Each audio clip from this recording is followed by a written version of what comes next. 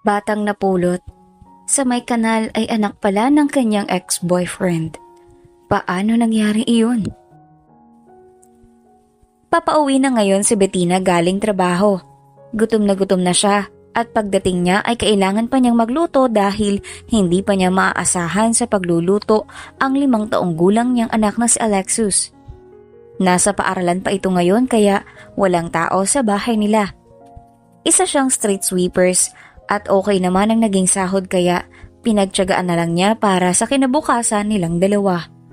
Nang mapadaan siya sa kanal ay naalala niya kung saan niya nakita si Alexus na puno ng putik at umiiyak. Napangiti siya kung gaano siya kasaya nang dumating sa buhay niya ang batang iyon.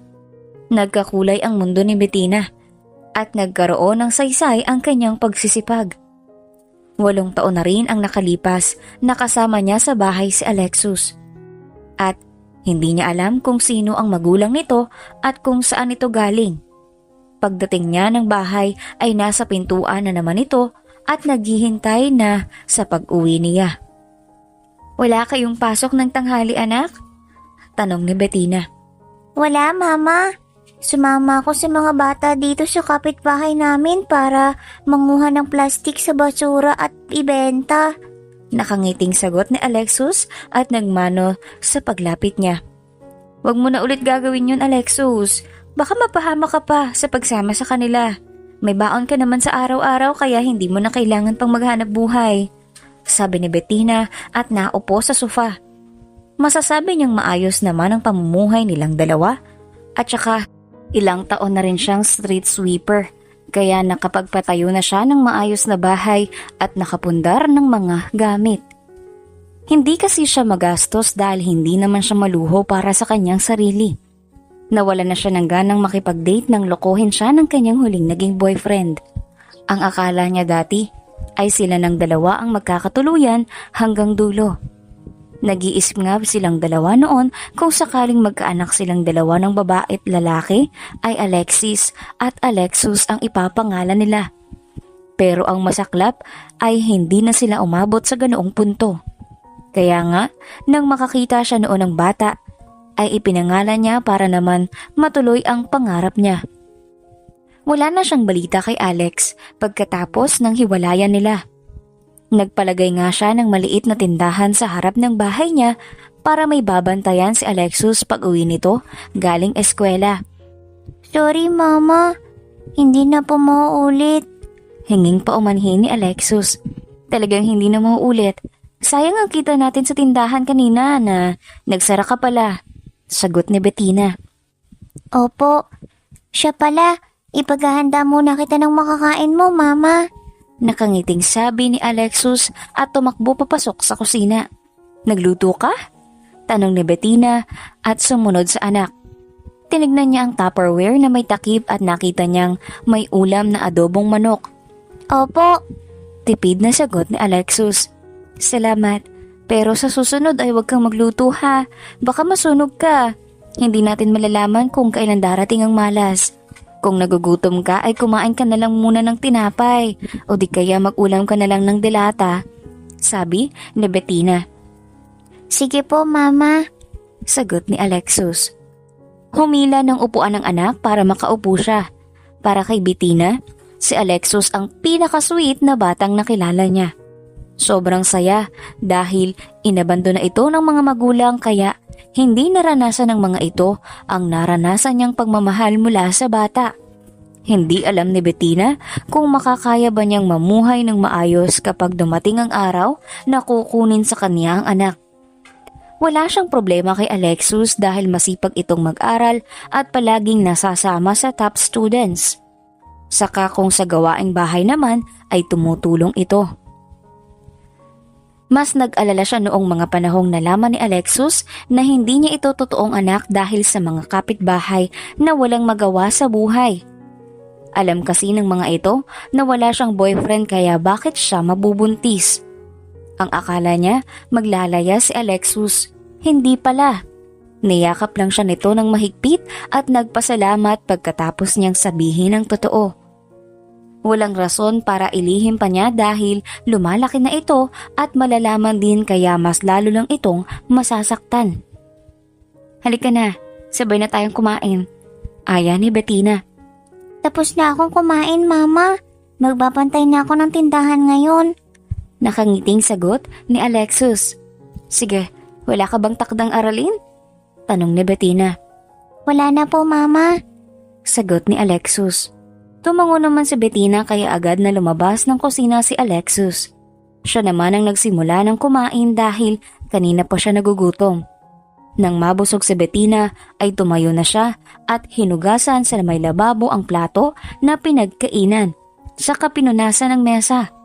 Maya-maya lang ay pumasok na sa loob ng kanyang kwarto si Bettina upang magbihis dahil kanina pa siya pinagpawisan. May ginagawa ka ba, Mama? Tanong ni Alexus sa labas ng pintuan. Wala naman, sagot ni Bettina. Nasa tindahan kasi si Aling Nora. Uutang daw siya ng gamot sa sakit ng tiyan para sa anak niya. Sabi ni Alexus. Bigyan mo na lang, Alexus. Gamot lang ba ang utangin niya? Tanong ni Bettina. 3 kilong bigas din daw po, Ma. Sagot ni Alexus. Sige, kiluhin mo na lang. Alam mo naman paano gawin. Sabi ni Bettina. Opo, Mama. Sagot ni Alexus. Pagkatapos na Bettina magbihis ay humiga na siya para magpahinga. Hindi na sana siya magpapautang kay Aling Nora dahil sobrang haba na ng listahan nito sa notebook niya. Sobrang hirap na maging mabuti sa kapwa pero hindi naman marunong magbayad. Hindi niya naman masasabi na walang perang pambayad dahil may trabaho naman ang mga anak nito. Mahirap din para sa kanya ang humindi dahil hindi talaga madali ang buhay sa panahon ngayon. Kaya kahit sobrang haba na ng listahan ay pinapautang pa rin niya at wala itong naririnig na masasakit na salita mula sa kanya. Sa kabilang banda naman ay hindi mapakali sa kinauupuan niya si Alex. Nasa loob siya ng opisina ngayon pero ang isip niya ay lumilipad sa kung saan. 8 taon na siyang hindi pinapatulog ng kanyang konsensya dahil sa pagkawalay ng kanyang anak sa piling niya. Lumayas kasi ang girlfriend niya noon na si Erica dahil nagkaroon sila ng malaking away at dinala ito ang anak nila. Hanggang ngayon, hindi pa rin nila nahahanap ang dating nobya at ang anak niya kung saan ito naroroon. Kumusta ang pinapagawa ko sa iyo, Anton? Tanong ni Alex pagpasok ng kaibigan niya. Sobrang hirap hanapin ng mga taong ayaw magpakinap, pare. Naiiling na sagot ni Anton sabay upo sa bakanteng upuan. Saan kayo napuntang babaeng yun? Bakit kailangan niyang itagong anak ko sa akin? Kung iniisip niya ang kapakanan ng bata, ay dapat ibinalik niya. Napabuntong hininga na sabi ni Alex. Ano ba kasi pinagawa niya noon? Bakit umabot sa paglalayas? Tanong ni Anton. Umuungat ng kasal si Erica dahil nagkaanak na raw kami. Pero alam mo naman nung panahon na yun ay hindi ko pa ako handa. Sagot ni Alex. Kasalanan mo naman pala. Naniniguro lang yun si Erica. Ang masasabi ko lang sa'yo, pare. Ilang taon nang lumipas, tsak na magbabago na ang mukha ng bata. Dahil sanggol pa nun nung umalis sa poder mo. Sabi ni Anton. Hindi kailanman magbabago ang mukha ng bata, pare. Ang anak ko lang sana ang makita ko. Di baling wag na lang yung nanay. Naiiling na sagot ni Alex. Kung makapagsalita ka ay para bang wala kayong pinagsamahan ni Erica. Pero ang question ko ay ipakalat mo na lang kaya online ng litrato ni Alexus at magbigay ka ng pabuya sa kung sino ang makakahanap sa kanila. Sabi ni Anton. Ayaw ko sa ganyan. Kung may perang involved, baka dalan ako ng iba't ibang bata para lang makuha ang pabuya. Nagsasayang lang ako ng oras. Sagot ni Alex. Sabagay. Kaya pala ako lang inuutusan mo at hindi ka talaga nag-hire ng expert sa paghahanap para makalibre ka. Nakangising, sabi ni Anton. Loko ka. Gusto ko lang makasiguro. Sagot ni Alex. Sa mga sumunod na araw samantalang si Bettina ay gumagayak papuntang trabaho ay naging bisita niya si Aling Nora. Nakasara ang tindahan niya ngayon dahil may pasok siya sa trabaho at si Alexus naman ay nasa eskwela. Mamayang hapon pa sila magbubukas at hindi niya alam kung ano ang kailangan ng may edad na babae. Magandang umaga, Aling Nora. Bibili po kayo? Tanong ni Bettina. Hindi, Bettina. Magbabayad ako ng utang ko sa'yo. Pasensya na kung natagalan ha. Nahihiyang sagot ni Aling Nora at hinawakan ang kamay niya. Walang anuman po. At saka salamat, may ikukumpra na ako ngayon para sa tindahan ko. Nakangiting sagot ni Bettina. Pinapasok muna ni Bettina si Aling Nora sa loob ng bahay niya at kinuha niya ang listahan nito at kinompute kung magkano ang utang nito. Pagkabayad ng may edad na babae ay lumabas na sila ng bahay. Ang bait mo talaga, Bettina. Ni minsan ay hindi mo ako pinuntahan sa bahay at singilin. Tsaka hindi ako nakarinig ng hindi magandang salita mula sa'yo. Sabi ni Aling Nora. Magkapit-bahay po tayo rito, Aling Nora. At tayo lang naman ang magtutulungan, sagot ni Bettina. Bago umalis si Bettina ay kinuha muna niya ang kalahating sako ng bigas sa loob ng tindahan dahil mangungutang ulit si Aling Nora. Pagdating niya sa area kung saan siya magwawalis ay agad niyang sinimula ng kanyang trabaho para mabilis matapos. Yun mga tuyong dahon ng puno ang una niyang kinuha at nilagay sa basurahan. Nang magtanghalian ay kumain muna si Bettina sa malapit na karinderya. Kanin lang ang baon niya at walang ulam. Kaya bibili na lang siya. Maya-maya lang ay lumabas na siya sa kainan pagkatapos niyang kumain. Dahil mamaya pa naman ang balik niya sa trabaho ay pumuesto muna siya sa gilid at naupo sa may sementong upuan. Nang makaramdam siya ng boredom ay agad niyang kinuha sa kanyang bulsa ang cellphone. Naisipan niya buksan ang kanyang social media account dahil ilang taon na rin nang huli niyang gamitin. Ang sama kasi ng loob niya sa hiwalayan nilang iyon ni Alex kaya naglaylo na muna siya pero sa ngayon ay masasabi niyang okay na siya. Habang nag-scroll siya sa kanyang newsfeed ay nakuha ang atensyon niya sa isang post. Binasa niya ang caption sa nasabing post at tinitigan niya ng mabuti ang mukha ng sanggol na 8 taon na raw na hindi nakikita. At nakatag ito kay Alex na kanyang dating nobyo. Napanganga pa siya nang sa huling pahina ay sinabi ng anak ng lalaki ang batang nawawala. Kahit anong pagpikit ang gawin ni Bettina ay hindi siya malilinlang ng kanyang paningin. Si Alexus, ang batang sanggol na nasa litrato na ang mukha ay hindi niya malilimutan nang una niyang makita ito sa kanal. Sobrang liit ng mundo nilang dalawa ni Alex. Ang akala niya, tuluyan ng hindi magtagpo ang landas nila pero ilang taon din naman pala niyang inaalagaan ang anak nito nang wala siyang kaalam-alam. Nalilito si Bettina, hindi niya alam kung ano ang magiging hakbang niya ngayon o mabuting gawin. Isasauli ba niya ang bata o hindi? Para naman makaganti siya sa panloloko nito sa kanya, pero kawawa naman si Alexus kung hindi nito makilala ang totoong pamilya.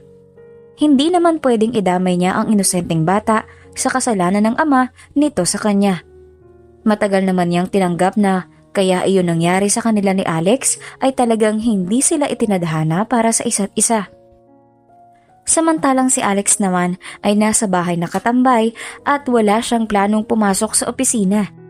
Makapag-concentrate kapag ganitong may iniisip siya. Nasa sala siya ngayon nakahiga pero wala naman siyang ginagawa. Kahit cellphone niya ay ayaw niyang hawakan. Nag-iisip siya kung kumusta na si Alexus ngayon. Paniguradong nag-aaral na ang batang iyon dahil ilang taon na rin. Naging curious si Alex kung kanino nagmana ang anak niya. Kaya ngayon, masyado siyang stress dahil gustong-gusto na niya itong makita. Maya-maya lang ay hindi niya namalayang pumasok ang kaibigang si Anton. Tinapik nito ang balikat niya at saka siya napaayos na upo. Nasa bahay ka lang pala. Nagpunta pa ako sa opisina pero wala ka dun. Sabi ni Anton at naupo sa harap niya. Wala ako sa mood na pumasok sa trabaho kapag ganitong lumilipad ang utak ko. Sagot ni Alex. Siya nga pala, may babalita ako sa'yo. May kumatok pala sa akin at sinabi niyang alam niya kung nasaan ang anak mo. Sabi ni Anton. Napatayo bigla si Alex sa sobrang tuwa. Talaga? Paano? Tanong ni Alex. Hindi mo pa binuksan ang social media account mo? Nagpost ako ng picture ni Alexus at nakatag nga yun sa'yo. Sagot ni Anton. Gumagawa ka ng hakbang na hindi nagsasabi sa akin. Nakasimangot na sabi ni Alex. Alam ko naman na kapag nagpaalam ako, ay hindi ka papayag. Walang mangyayari kung ikaw lang ang kikilos. Nakailata ka nga lang rito. Nakangiwing sagot ni Anton. Natigilan si Alex. Nakaramdam siya ng pagkapahiya dahil sa sinabi ng kaibigan. Utos nga lang siya ng utos at hindi din siya gumagawa ng paraan. Pasensya na pare. Hindi lang ako makapag-isip ng maayos. Pero, sino nga yung kumatok sa'yo? Tanong ni Alex. Teka lang, ipapakita ko sa'yo. Sagot ni Anton at ibinigay nito sa kanya ang cellphone. Tinignan naman ni Alex ng maigi ang litrato ng babae at napakunot ang kanyang noo nang makita kung sino ito. Hinding-hindi siya pwedeng magkamali. Si Bettina ito, ang kanyang dating nobya na sinabay niya kay Erica. Nagkahiwalay sila ng babae dahil nalaman nitong may iba siya. Pero bakit alam ng babaeng ito kung nasaan ang anak niya? O baka naman patibong ito para makaganti sa kanya. Hindi siya maniniwala hanggat hindi sila magkakausap ng personal ni Bettina. Nakapag-usap na ba kayo ng babaeng to? Tanong ni Alex. Hindi pa. Hindi na nag-reply nang tanungin ko kung nasa ang anak mo ngayon. Tuda nga ako, baka nagpapansin lang. Sagot ni Anton. Ex-girlfriend ko yun eh. Isinabay ko na silang dalawa ni Erica. Napailing na sabi ni Alex. Ha? Grabe ka talaga pagdating sa babae pare. Nakangiwing sagot ni Anton. Baka gumagawa lang ng paraan yan si Bettina. Nagalitin ako. Dahil gusto niyang gumanti sa nagawa ko sa kanya. Hindi naman kasi ako nakahingi ng tawad sa kanya. Sabi ni Alex. Sino ba naman kasi matutuwa sa ginawa mo? Kahit nga kung gawan ka ng ganun ay magwawala ka talaga. Napabuntong hiningang sagot ni Anton. Oo nga, nagsisisi naman na ako. Pero sabihin mo sa kanya na gusto mong makipagkita. Napag-usapan yung dalawa kung nasan si Alexus. Kung sakaling magtanong siya tungkol sa akin, sabihin mo na may ginagawa. Sabi ni Alex. Ayoko nga. Ginawa na kita ng pabor. Kaya ikaw nang bahalang humarap sa ex-girlfriend mo na yun. Ayaw kong madamay sa issue yung dalawa. Naiiling na sagot ni Anton. Ayokong humarap sa kanya mag-isa, pare. Baka naman mamaya, saksakin ako nun. Nakasimangot na sabi ni Alex. Napahalakhak na lang si Anton sa sinabi niya. Totoo naman kasi ang sinabi niya. Mabuti na yung naniniguro siya. Galit na galit kasi ito noong naghiwalay silang dalawa. Bahag palang buntot mo eh. Gagawa-gawa ka ng kabulastugan tapos natatakot ka. Bahala ka sa buhay mo. Sagot ni Anton. Habang si Bettina naman ay iniisip ang ginawang pagchat doon sa lalaking nagpost tungkol sa anak ni Alex. Hindi niya alam kung tama ang ginawa niya pero kasi nakokonsensya siya.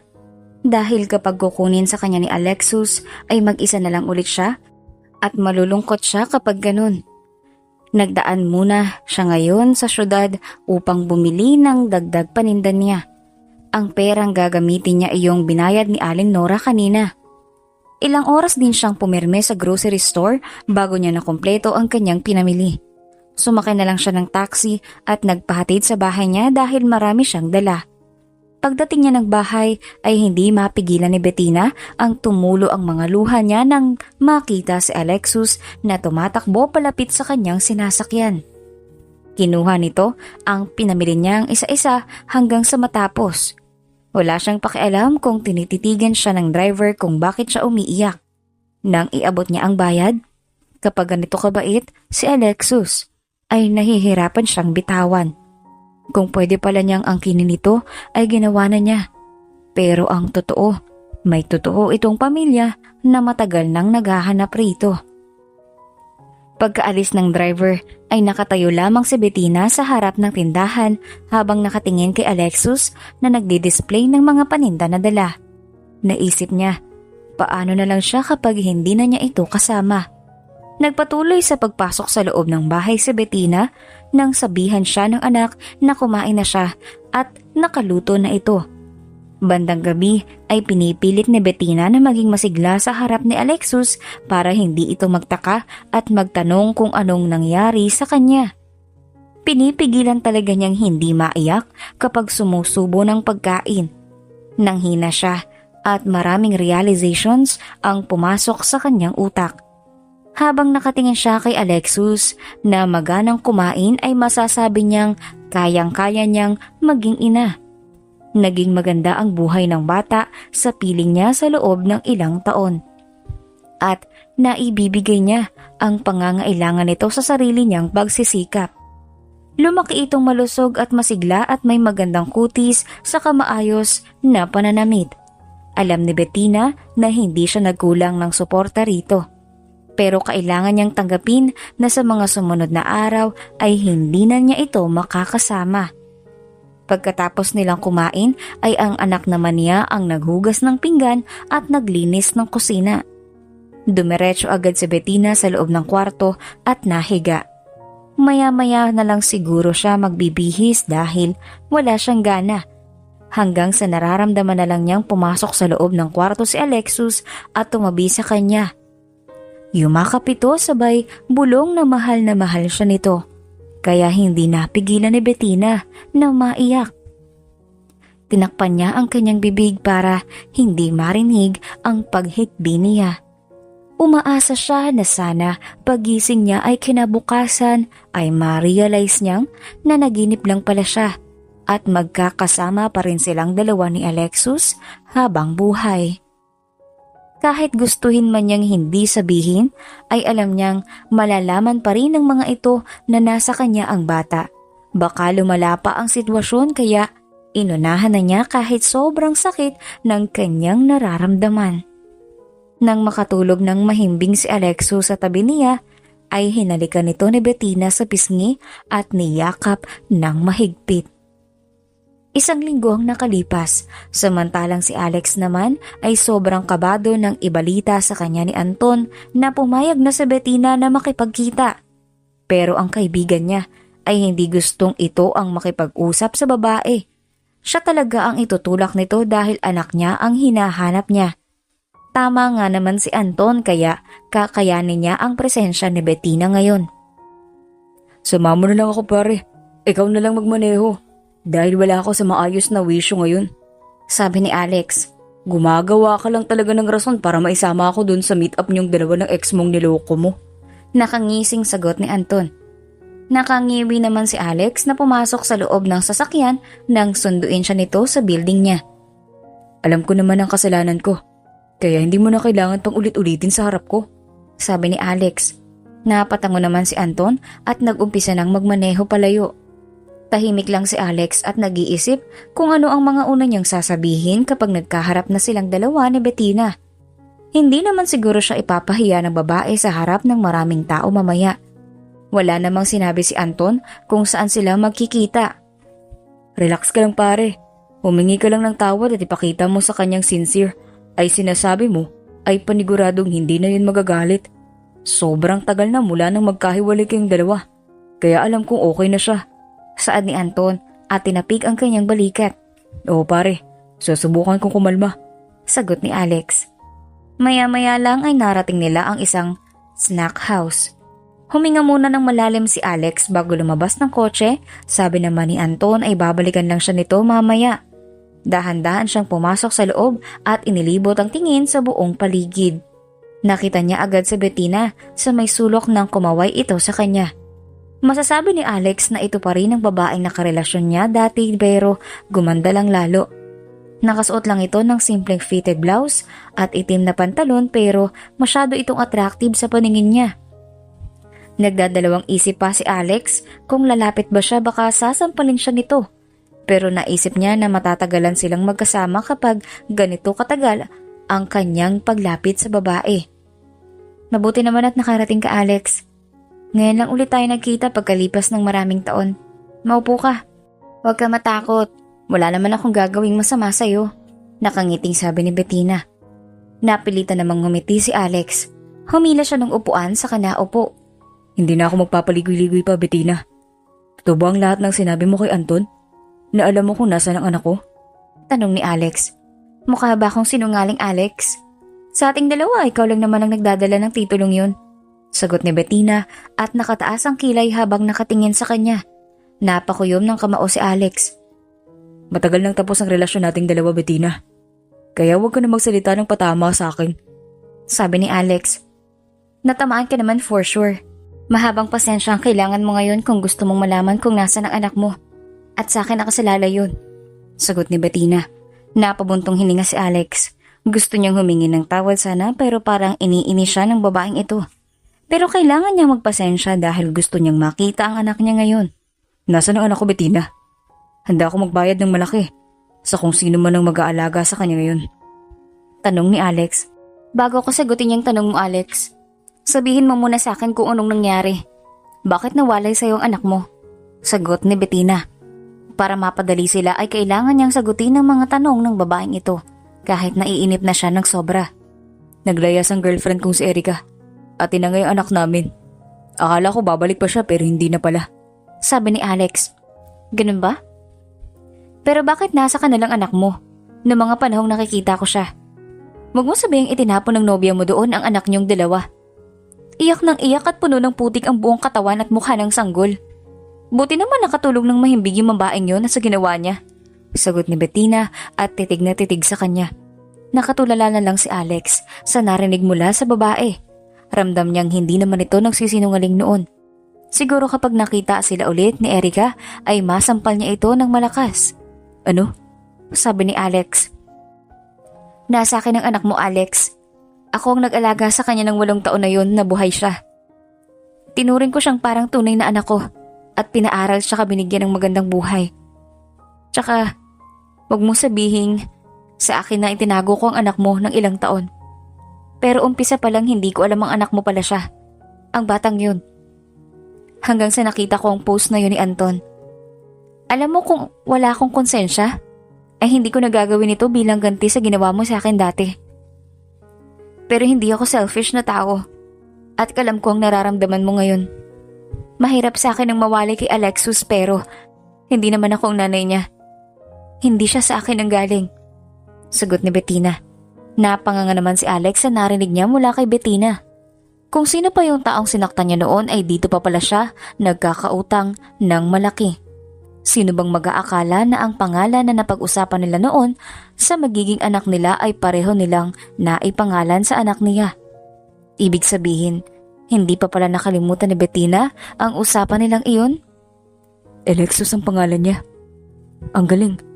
Iyan din ang ipinangalan ko sa kanya. Masyadong coincidence naman. Tanong ni Alex. Oo. Wala na akong maisip na ibang pangalan sa kanya. Sagot ni Bettina at tumingin sa labas ng snack house. Maraming salamat, Bettina. Napapanatag ang loob ko sa nalaman ko na nasa ayos na kalagayan ng anak ko. Kailan ko siya pwedeng makita? Tanong ni Alex at nakangiti. Walang anuman, Alex. Bigyan mo lang ako ng address mo at ako na maghahatid sa kanya doon. At saka, wag mong isipin na bayaran ako sa lahat ng nagastos ko sa kanya dahil hindi matutumbasan ng malaking halagang pagmamahal ko sa anak mo. Sagot ni Bettina at napahawak ito sa dibdib nito. Alam ni Alex na masyadong mabigat para kay Bettina ang gagawin nito dahil hindi biro ang 8 taon na samahan ng dalawa. At hindi din niya alam kung ano ang magiging reaksyon ni Alexus pagkakita sa kanya. Pagkatapos magbigay ni Alex ng address kay Bettina ay nagmamadali itong nagpaalam na mauuna nang umuwi. Habang papalabas si Alex ng snack house ay tsaka naman dumating si Anton. At hindi na siya makapaghintay kung kailan sila magkikita ng anak. Kumusta ang pag-uusap ng dalawa ni Bettina? Tanong ni Anton. Okay naman. Nasa kanya daw ang bata. Nakita niya sa may kanal nung sanggol pa lang. Sagot ni Alex. Ha? Parang napunta sa kanal? Iniwan doon ni Erica? Tanong ni Anton. Hindi ko alam. Si Erica lang talaga makakasagot ng tanong mong yan. Sagot ni Alex at pumasok na sa loob ng sasakyan. Oo nga. Buti na lang, hindi kayo nagkatuluyan ng babaeng yun, pare. May self-tick pala. Sino bang matinong nanay ang iiwan yung anak sa may kanal? Naiiling na sabi ni Anton. Marami nang gumawa ng ganyan ngayon dahil mahilig gumawa ng bata. Takot naman sa responsibilidad. Iba lang yung kwento ko. Sagot ni Alex. Habang si Bettina naman ay naisipan niyang magbanding silang dalawa ni Alexus bago niya ito isauli kay Alex. Alam niyang hindi magugustuhan ng bata itong gagawin niya pero kailangan. Araw ng Sabado, walang trabaho sa Bettina. Hindi na muna sila nagbukas ng tindahan ngayon dahil aalis sila ng anak niya. Binihisan niya ito ng maayos at nilagyan ng maraming pabango. Tuwang-tuwa pa ito dahil gagala silang dalawa ngayon. Pero siya naman ay sobrang bigat ng kanyang nararamdaman. Konting kembot na lang ay iiyak na siya, kaya mas pinili na lang niyang huwag magsalita. Nang nasa syudad na sila, ay una nilang pinuntahan ay mall. Tumingin-tingin lang si Alexus at hindi naman ito nagpapabili ng mga gamit. Paglabas nila ng mall ay pumasok sila sa mang-inasal at pinakain niyang anak ng manok na may andi rice. Ganado naman na kumain si Alexus at wala itong kamalay-malay sa gagawin niya. Bandang hapon ay papunta na sila sa bahay ni Alex. Pagkasakay pa lang niya sa taxi ay bumulong na siya sa driver na hintayin siya nito. Si Alexus naman ay nagtatanong kung saan sila pupunta, pero ang sabi na lang niya ay may pupuntahan silang kaibigan. Pagdating nila ay agad hinawakan ni Bettina ang kamay ng anak at sabay silang lumabas ng taxi. Nagkaroon sila ng relasyon dati ni Alex pero hindi siya nakapunta sa bahay nito kaya hindi niya alam. Nag-doorbell na si Bettina at sakto namang si Alex ang nagbukas ng gate. Sobrang lapad ng nagingiti nito habang nakatingin kay Alexus. Hindi napigilang napayakap ito sa anak. Ang bata naman ay nagpang-abot ang kilay sa sobrang pagtataka dahil sa ginawa ni Alex. Sino siya, Mama? Tanong ni Alex. Yumukod ng kaunti si Bettina upang magpantay ang mukha nilang dalawa. Ngumiti siya ng pilit at hinawakan ang pisngi ni Alexus. Dito na nag-uunahang tumulo ang mga luha niya na ipinagtataka ng bata. Siya si Alex, ang papa mo. Pasensya ka na anak, pero isasauli na kita sa totoo mong pamilya. Sagot ni Bettina habang umiiyak. Ayoko dito, Mama. Ayoko tumira dito nang hindi ka kasama. Umiiyak ni Alexus na sinasabi. Hindi pwede. Kailangan ka nila rito. Sagot ni Bettina. Bakit ipamimigay mo na ako? Hindi mo na ba ako mahal? Tanong ni Alexus. Mahal na mahal. Mahal kita pero kailangan mo rin intindihin na gusto ka rin makasama ng pamilya mo. Sagot ni Bettina at niyakap ng mahigpit saka kumalas na. Huwag ka namang umalis, Mama. Sama ako rito. Sabi ni Alexus at sinubukang hawakan ang kamay niya. Hindi pwede. Sige na Alex. Ipasok mo na siya. Sabi Bettina at inalis ang kamay ng bata tsaka nagmamadaling pumasok sa loob ng taxi. Sumenya siya sa taxi na aalis na sila. Saka naman niya naririnig ang sigaw ni Alexus. Huwag mo kong iwan dito, Mama.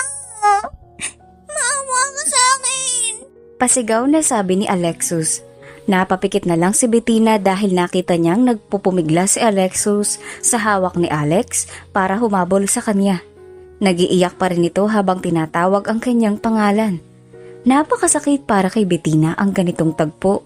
Gusto niyang ipahinto ang taxi para takbuhin ang distansya nila ng anak pero ayaw na niyang magkaroon pa ng pagkakataon na magkalapit silang muli ni Alex.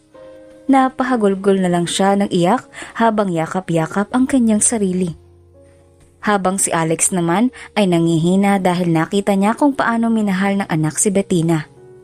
Hindi naman kasi biro ang sakripisyo ng babae para sa anak na dapat sila ang gumawa nun. Umiiyak pa rin si Alexus kaya inaalo niya ito. Tuwang-tuwa siya dahil lumalaki itong guwapong bata. Tama na Alexus. Dadalawin naman natin ang mama mo doon sa bahay niya. Sambit ni Alex. Naupo si Alexus malapit sa gate habang nakapatong ang braso nito sa mga tuhod. Mama, balikan mo ako dito, Mama. Sambit ni Alexus. Napabuntong hininga na lang si Alex. Sinubukan niyang hatakin ang dalawang braso ni Alexus para makatayo ito at akayin papasok sa loob ng bahay. Mabuti na lang sumama na ito. Hinayaan na lang niyang humiga ito sa sofa at ipinikit ang mga mata. Hindi naman pumasok sa isip niya ang gagawing hakbang ni Bettina na isauli sa kanya ang bata. Plano niya kasi gusto niya itong makita at makasama. Mahirap para kay Alexus na mabigla ng ganito. Ngayon pa lang nararamdaman niyang ayaw makasama siya nito. Naupo lang si Alex sa tabi ng anak at pinunasan ng basa nitong mukha. Awang-awa siya dahil nakatulugan nito ang sobrang pag-iyak. Nang magising si Alexus ay umayos ito ng upo at blanko ang muka habang nakatingin sa kanya. Hindi ka ba masaya na makita ko? Tanong ni Alex. Okay lang naman. Kaya lang, binigla kasi ako ni Mama. Hindi man lang sinabi na dito palang punta namin. Naiiling na sagot ni Alexus. Huwag kang mag-alala. Bukas na bukas din ay uuwi tayo dun sa bahay ng mama mo. Sabi ni Alex. Talaga po? Maraming salamat pa. Nakangising, sagot ni Alexus at kumisla pa ang mga mata nito sa sobrang tuwa. Yumakap ito sa kanya. Napangiti naman si Alex kahit alam niyang si Bettina ang mas kailangan ng anak niya. Siguro, siya na lang ang mag-a-adjust. Kaya niyaya agad niya si Alexus sa kusina upang kumain sila ng hapunan. Mabuti na lang nakapagluto na siya kanina bago pa dumating ang mga ito. Pakalipas ang ilang oras ay nasa loob na sila ng kwarto. Binigyan niya na ng damit pambihis ang anak para makapagpahinga na ito. Binantayan muna niya hanggang sa makatulog si Alexus bago siya lumabas ng kwarto. Hindi pa naman siya inaantok kaya naisipan niyang tumambay sa sala habang umiinom ng beer. Isang bote o dalawa lang ang uubusin niyan, may trabaho pa siya bukas kaya hindi siya pwedeng malasing. Sobrang hirap na walang papalit sa kanya bilang isang chief executive sa kumpanya dahil nag-iisa lang siyang anak. Ang magulang naman niya ay sobrang bilis na maalam sa mundo. Habang umiinom siya ay tumawag naman si Anton at nangumusta kung nakuha ba niya ang anak kay Bettina. Sinabi naman niyang hinatid sa kanya kaya lang ayaw ng bata na hindi kasama ang kinalakihang ina. Ang suwestyon pa nga ni Anton na intindihin na lang muna niya ang bata hanggang sumasanay sa presensya niya. Kung maaari ay pwede naman silang tumira sa iisang bahay para mabilis siyang matanggap ng bata na agaran niyang inayawan. Hindi niya gagawin iyon. Pwede naman siyang gumawa ng paraan para mapalapit ang loob ni Alexus sa kanya. Sa kabilang banda naman ay walang tigil sa pagtulo ang luha ni Bettina. Nakaupo siya ngayon sa sala ng mag-isa. Gabi na pero wala pa siyang kain at wala siyang pakialam kung magutom siya. Ngayon lang niya na-realize na mali pala ang kanyang ginawa. Hindi dapat pala ganun. Ipinakilala lang sana niya ang dalawa hanggang masanay si Alexus sa ama nito. Ngayon alam na ni Bettina na galit sa kanya ang bata baka ayawan na siya nito. Samantalang si Alex naman ay hindi natuloy ang pagpunta nila ni Alexus sa bahay ni Bettina. Hiniling niya na magbanding muna sila ngayong araw dahil araw ng linggo. Bukas na lang sila pupunta doon dahil Lunes at may pasok ito. Buti pumayag naman kaya masaya si Alex. Kaninong mga damit na nandun sa cabinet, Papa? Akin ba lahat yun? Tanong ni Alexus pagkababa nito ng hagdan. Oo, hinanda ko para sa'yo. Sagot ni Alex. Salamat. Magkasing ganda lang doon sa mga damit ko sa bahay namin ni Mama Bettina. Nakangiting sabi ni Alexus. Ngumiti na lang si Alex.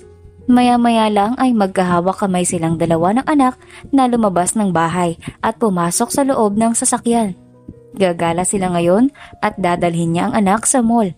Pagdating nila doon ay normal lang ang reaksyon ni Alexus. Lalo pat pumupunta sila sa nagbebenta ng gadgets.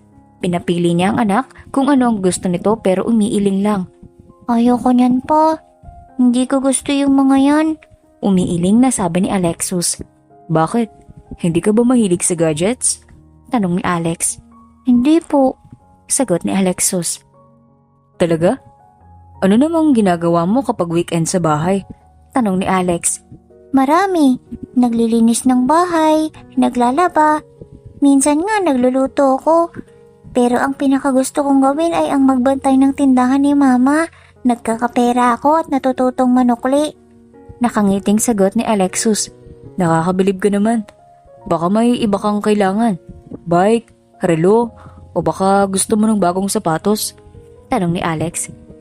Si Mama Bettina ang kailangan ko. Sasaya ako kapag palagi ko siyang nakakasama. Sagot ni Alexus. Okay, pupunta tayo bukas sa kanya. Pero sa ngayon ay gumala muna tayo. Sabi ni Alex. Sige po, salamat. Sagot ni Alexus.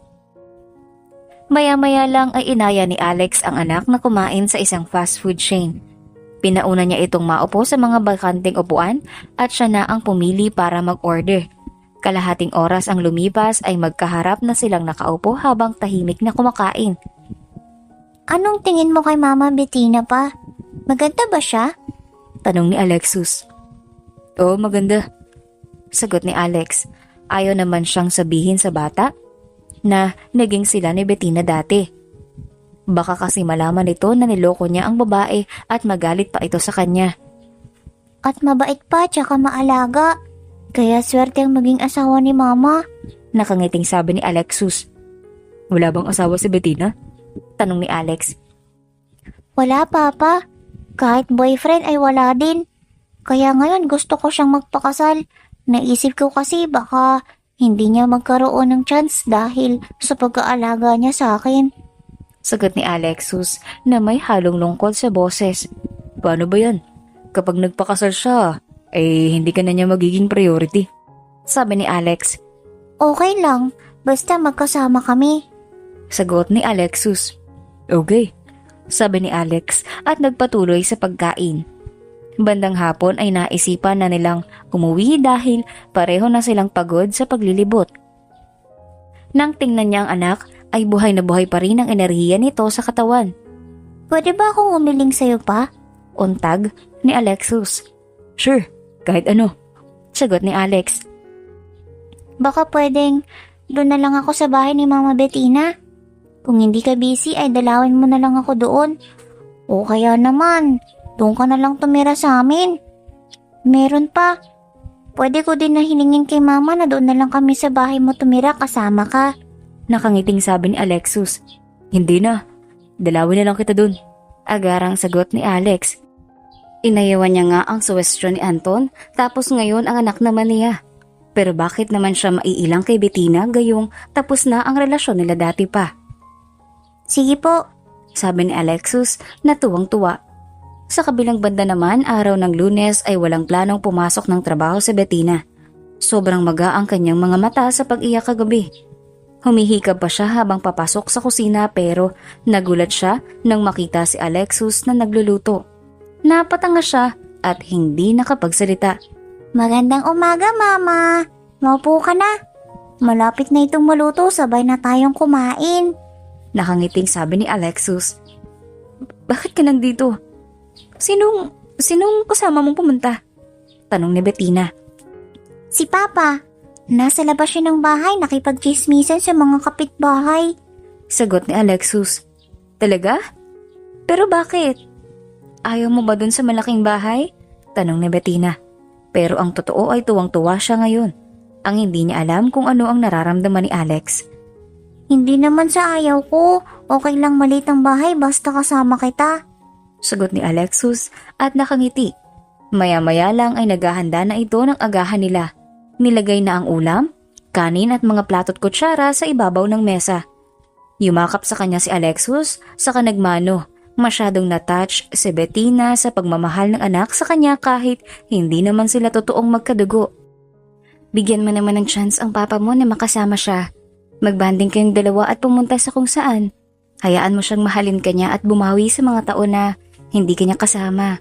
Sabi ni Bettina at hinawakan ang pisngi ni Alexus. Pumapayag naman po siya na dalawin na lang ako dito, Ma. Kaysa ang tumira rito kasama ka o doon sa bahay niya na nandun ka rin. Sagot ni Alexus. Napabuntong hininga si Bettina. Hindi niya alam kung mapapakiusapan niya ang batang ito. Huwag ka naman ganyan sa papa mo, Alexus. Masasaktan din siya kapag ganyan ang ipinapakita mo sa kanya. Naiiling na sabi ni Bettina. Sorry, Ma.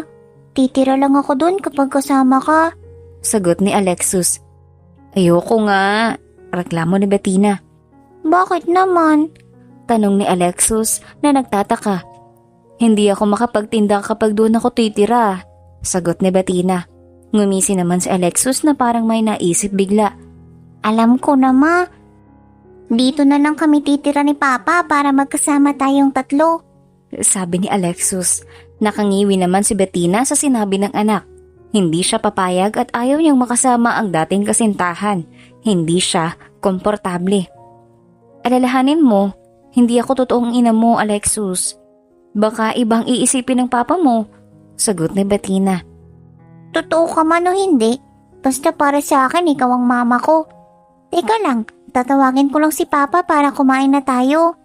Nakangiting sabi ni Alexus. Ako na lang ang tatawag sa kanya. Maupo ka na dyan at kumain dahil may pasok ka pa sa eskwela. Sagot ni Bettina sabay tayo. Salamat, Ma. Sabi ni Alexus. Lumabas na agad ng bahay sa Bettina at hinanap si Alex. Hindi niya makita ang lalaki. Tanging kotse lang nito ang nandoon sa may kalsada, nakaparking. Pumunta siya sa likod bahay pero wala din doon si Alex. Nandito ang asawa mo, Bettina! Sigaw ni Aling Nora. Kaya agad naman siyang lumingon sa bahay ng matanda at napasimangot. Napagkamalan patuloy silang mag-asawa. Ano naman kayang pinagsasabi nitong si Alex sa kapitbahay niya para masabi iyon? Dagdag chismis na naman ito panigurado. Nang tingnan niya si Alex ay nakangisi ito. Kinawayan niya ito para palapitin sa kanya. Tumayo naman si Alex at nagpaalam tsaka naglalakad papalapit. Kakain na, sabi ni Bettina. Hindi na. Doon na lang ako kakain sa opisina. Ihahatid ko lang si Alexus sa paaralan at didiretso na ako. Sagot ni Alex. Nag-effort yung anak mo na magluto kaya huwag mo nang tanggihan, sabi ni Bettina. Sige. Tipid na sagot ni Alex. Naramdaman ni Bettina na humawak pa si Alex sa likod niya habang nakasunod ito papasok sa loob ng bahay. Pagdating nila sa kusina ay wala na si Alexus pero may nakahanda ng plato at kutsara para sa kanilang dalawa ni Alex. Siya ang nagluto ng lahat ng to? Tanong ni Alex at umupo. Oo naman. Napakasipag ng anak mo, Alex. At huwag mong iisipin na inaalila ko siya dito sa bahay. Kagustuhan niya lahat ang pagtulong sa akin. Sagot ni Bettina. Ngumiti ng matamis si Alex habang nakatingin sa kanya. Hindi ako nag-iisip ng ganyan, Bettina. Ang gusto kong sabihin, maraming salamat. Dahil inalagaan mo si Alexus ng maayos at tinuruan ng maraming magagandang bagay. Sa pag-uugali, lumaki siyang mabait at magalang. Sabi ni Alexus. Walang anuman, sagot ni Bettina. Kumain na silang dalawa ng sabay at hindi na nag-uusap. Habang si Alex naman ay tahimik na kumakain pero pasimple siyang tumitingin kay Bettina. Naaalala niya ang sinabi ng mga kapitbahay ni Bettina kanina. Kung gaano ito kasipag magtrabaho para matustusan ang pangangailangan ni Alexus at kung gaano kabait ang pakikitungo sa mga kapitbahay nang walang-wala sa buhay. Walang reklamo daw ang babae kahit ilang buwan pang hindi makabayad. Nakakatawa ang pagsimangot kanina ni Bettina nang sabihin ng kapitbahay na asawa siya nito. Sobra siyang proud dahil sa pagiging street sweeper ng babae ay nakaya nitong mabigyan ng maayos na buhay ang kanyang anak. Hindi niya ma-imagine ang init ng araw na babad ito sa pagtatrabaho para lang sa batang hindi nito kaano-ano pagsasakripisyo nito. Paglabas niya ng kusina ay nasa sala na si Alexus at handa na ang umalis. Magkasabay silang dalawa ng anak na papalabas ng bahay. Hinintay pa nila si Bettina para isabay pero hindi pa ito nakabihis. Kaya nagtanong siya. Pero ang sabi ng babae ay hindi daw ito papasok ngayon sa trabaho. Makalipas ang ilang oras ay nasa loob na ng opisina niya si Alex. Nakatunga nga lang siya at nag-iisip kung ano ang ibibigay niya kay Bettina bilang ganti sa pagpapalaki nito sa anak para kahit papaano ay matuwa naman ng babae. Bandang hapon ay nauna na siyang lumabas ng opisina dahil dadaan pa siya sa eskwela ni Alexus. Pagdating niya sa eskwelahan ay nakita na niya ang anak na naghihintay sa labas ng gate, buti na lang hindi ito umalis. Nagmano ito sa kanya pagkalabas niya ng kotse saka ipinagbukas niya ng pinto. Hindi naman masyadong malayo ang paaralan pero gusto niyang hatid sundo ang anak mula ngayon. Maya-maya lang ay nagsimula ng magmaneho si Alex palayo. Pumayag na si Mama na doon ka sa bahay tumira pa. Ano sa tingin mo? Tanong ni Alexus. Pag-iisipan ko muna. Sagot ni Alex. Huwag mo nang pag-isipan. Mag-isa ka nga lang nakatira doon sa bahay mo at wala nang kasama. Sabi ni Alexus. Okay lang. Sanay naman ako mag-isa. Sagot ni Alex. Ilang taon na rin ang lumipas na mag-isa siyang nakatira sa bahay niya. Pagkatapos ng failed relationship niya kay Erica ay hindi na niya sinubukan ulit na makipagrelasyon. Nagtataka nga siya kung bakit walang boyfriend si Bettina ngayon kung pwede naman itong makipag-date baka nadala na rin ang nangyari sa kanilang dalawa.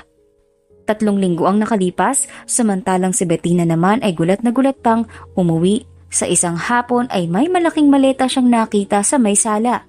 Dali-dali siyang pumasok sa kanyang kwarto, nagbihis, saka pinuntahan ang kwarto ng anak pero wala sa loob. Kumunot ang noo ni Bettina nang maisip na baka si Alex ang nakatira sa bahay niya. At hindi nga siya nagkamali dahil pagpasok niya ng kusina ay nakita niyang naglalaba ang lalaki kasama si Alexus. Nanlalaki pa ang mga mata niya nang mapansing ang panty niyang kulay pula ang sinasabunan ni Alex. "Hoy, ano ginagawa mo? Akin na nga yan!" Gulat na sabi ni Bettina at inagaw ang panty niyang hawak ni Alex. Namumula sa hiya si Bettina. Gusto na niyang lamunin ng sahig sa nasaksihan. Ano ba ang nakain ng lalaking ito pati hindi dapat ay nilalabahan? Nilalaban ng gamit mo. Di ba obvious? Nakataas kilay na sagot ni Alex. "Marunong ako maglaba. At sinong nagsabi sa iyong pakilaman mo ang mga gamit ko, ha?" Nakapamaywang na tanong ni Bettina at pinalakihan ng mata ang lalaki. Gusto ko lang makatulong sa'yo para pag uwi mo ay hindi ka na maglalaba. Nakangiting sagot ni Alex. "Ganon? Teka lang muna. Bakit ka nga ba nandito? Sa ibang maleta sa may sala?" Tanong ni Bettina. Oo, makikitira ako dito sa bahay mo. Sagot ni Alex. "Hindi pwede. May bahay ka naman at saka malaki yun kumpara dito sa bahay ko," sabi ni Bettina. Tumikyo naman si Alexus kaya agad nakatingin si Bettina sa anak. Sa sobrang gulat niya ay hindi niya namalayan na nasa gilid lang pala ito. Nakangisi ito na para bang kinikilig na palitan nila ng salita ni Alex. Ikaw na muna maglalaba dito, ma. May gagawin lang akong project namin. Total naman si Papa, tutulungan ka niya. Saad ni Alexus sabay tayo. Pipigilan pa sana ito pero nagmamadali nang lumabas ng kusina. Nang tignan niya si Alex ay sobrang lapad ng ngiti sa kanya. Napalunok naman si Bettina nang makitang sobrang gwapo pa rin ang kanyang dating kasintahan kaya lang nakakapraning itong mahalin dahil cheater. Pero nakapagpatawad naman na siya at saka bawat tao ay may karapatang magbago at baka sa pagkakataong ito ay nagbago na si Alex kasi nag-matured na ang isip. Tsaka may anak na rin. "Ano? Umalis ka na dyan. Ako nang tatapos lahat." Nakataas ang kilay na sabi ni Bettina. Tulungan na kita, Bettina, para mabilis kang matapos. Sagot ni Alex. "Hindi na, ako nang bahala dyan." Sabi ni Bettina at sinubukang hilahin patayo si Alex. Kaya lang ay bigla siyang natumba at napahiga sa kandungan ni Alex. Buti na lang nakayakap siya agad sa lalaki, kung wala ay baka nalunod na siya sa palanggana. Nagkatinginan silang dalawa ni Alex at parang may kung anong pumitik sa puso niya. Biglang nag-flashback sa isip ni Bettina ang masasayang araw na magkasama silang dati ni Alex. Masasabi niyang ang lalaki talaga ang pinapangarap ng kahit sinong babae, mapagmahal at maalaga. Sa ilang minuto na nagkatitigan silang dalawa ay unti-unting nagkalapit ang kanilang mga mukha pero bago pa sila magkahalikan ay dali-dali siyang bumangon at saka umalis nasa kandungan ni Alex. "Maglaban na tayo," nakangiting sabi ni Bettina pero masyadong awkward ang kanyang nararamdaman. Tumango naman si Alex pero hindi analis ang tingin sa kanya. Maya-maya lang ay nag-umpisa na silang maglaba. At naisip ni Bettina na hindi siya dapat maapektuhan ng ganito sa lalaki dahil matagal na siyang hiwalay at hindi niya ito pwedeng mahalin ulit dahil baka lolokohin na naman siya. At ayaw na niyang masaktan pa sa iisang tao lang. Makalipas ang ilang minuto ay isang damit na lang ang natira at nag-agawan pa silang dalawa. "Ako na lang ang tatapos nito," sambit ni Bettina. Pero naramdaman na lang niya na hinawakan ni Alex ang dalawa niyang kamay na nasa ilalim ng tubig na may sabon sa palanggana. Ngumiti ito sa kanya at tinitigan siya ng mariin na para bang may gustong sabihin. Sorry, Bettina. Patawarin mo ako sa nagawa kong pagkakamali sa'yo noon. Pero sana hayaan mo kong tumira rito kasama si Alexus. Ramdam ko kasing ayaw niyang tumira doon sa bahay na wala ka. Sabi ni Alex at sobrang higpit ng hawak nito sa kamay niya.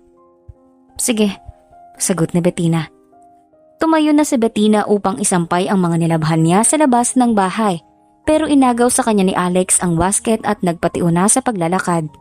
Habang si Alex naman ay nakangiti habang tinutulungan si Bettina ang magsampay ng mga nilabhan nila.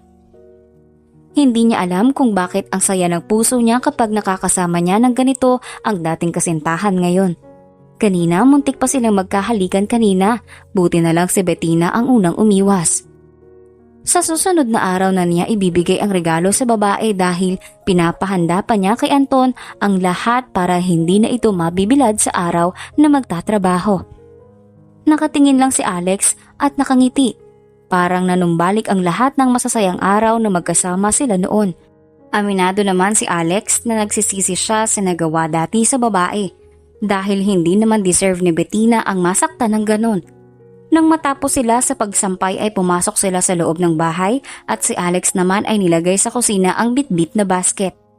Samantalang si Bettina naman ay pumasok sa kanyang kwarto upang magbihis. Nagkataon namang nakadapa si Alexus sa higaan niya habang kinalikot ang cellphone ng papa nito. Nagpatuloy lang siya sa pagbihis dahil basa na ang suot niyang damit. Lilinisin pa niya mamaya ang kabilang kwarto para maayos kapag matutulog na si Alex. Napansin niyang nakangiti si Alexus habang may tinitingnan sa cellphone. Hindi niya ito pinansin at lalabas na sana siya para magluto ng hapunan. Kaya pala ayaw mo makasama si Papa dahil may nakaraan pala kayo dati. Dating magkasintahan na nagmamahalan. Nakangising, sabi ni Alexus. Napangiwi na lang si Bettina sa sinabi ng anak. Saan mo naman nakuha ang chismis na yan? Tanong ni Bettina. Sabi ni Papa. Pero pwede pa namang ituloy siguro yung relasyon yung dalawa, Ma. Tignan mo, sobrang bagay kayo. Sagot ni Alexus at may ipinakita sa cellphone ni Alex. Tumingin naman si Bettina at nakita niya ang mukha nilang dalawa ni Alex na naglalaba kanina. Ang batang ito talaga, walang magawa. Pwede na maging photographer.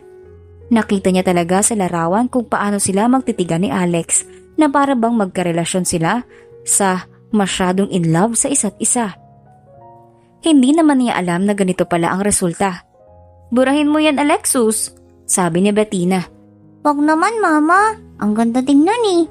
Yun bang tutong dinay kayo pero ibang nakikita ko. Sagot ni Alexus at nakangisi habang nakatingin sa kanya.